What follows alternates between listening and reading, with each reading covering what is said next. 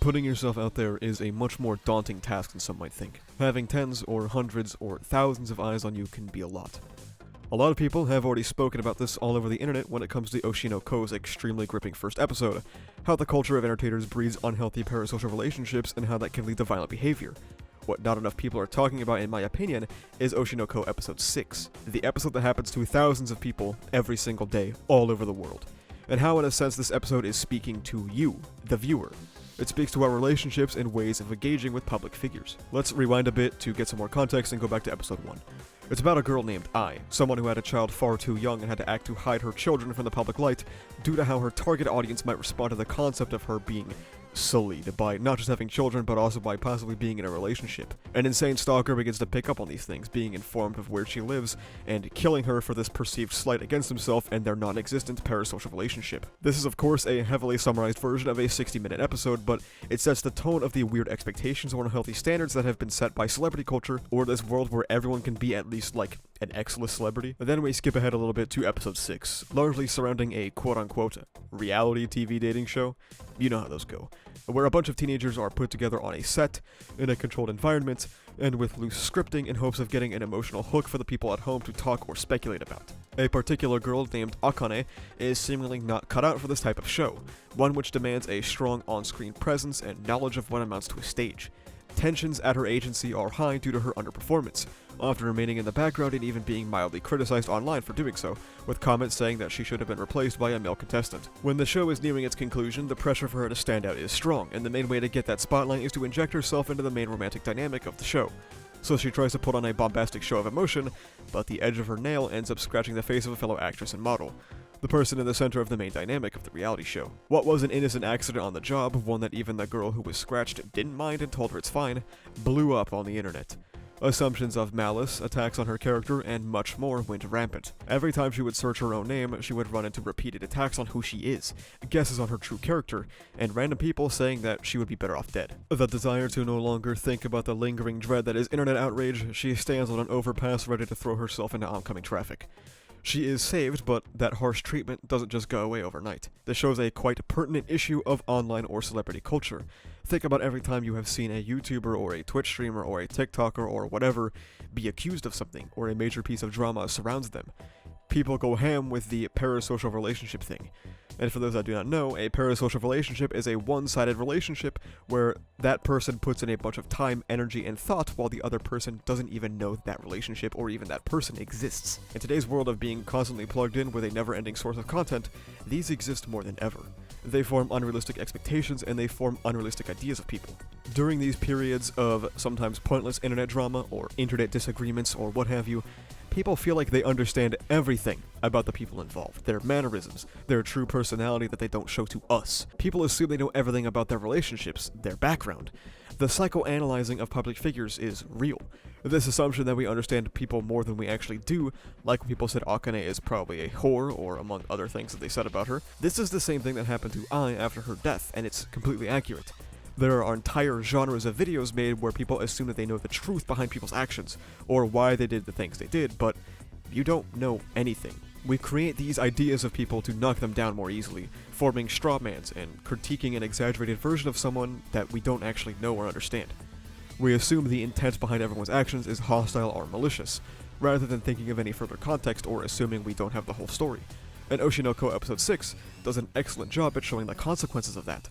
Those assumptions you make and those attacks you post are real words that real people can read, and that can affect them. This is a topic I have first-hand experience in.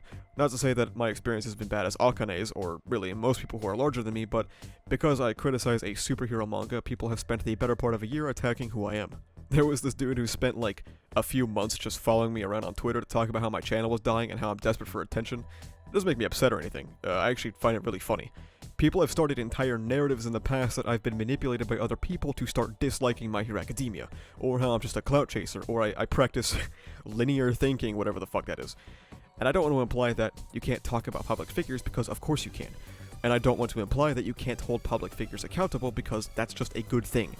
Cancel culture should really just be called accountability culture, but what happens to a lot of people isn't accountability, it's just harassment. Akane's situation has everything to do with people thinking they know more than they actually do, and attacking an innocent person about it. I mean, even here on YouTube right now, like I mentioned earlier, there are entire channels dedicated to attacking people based on things they might not understand. Another thing I think this episode does really well and super implicitly is the fan response to Akane, because I think there is an often unnoticed detail going on here. You will notice that despite most of the male cast, including Aqua, I guess one of the protagonists, being just as uninvolved as Akane, she is the only one getting any shit for her performance, and I think this sort of touches on the expectation that women are under in a lot of industries. This expectation that you always have to be performing, and if male coworkers aren't doing much, then that's whatever. Female characters or actors are generally under quite a bit more scrutiny than their male peers.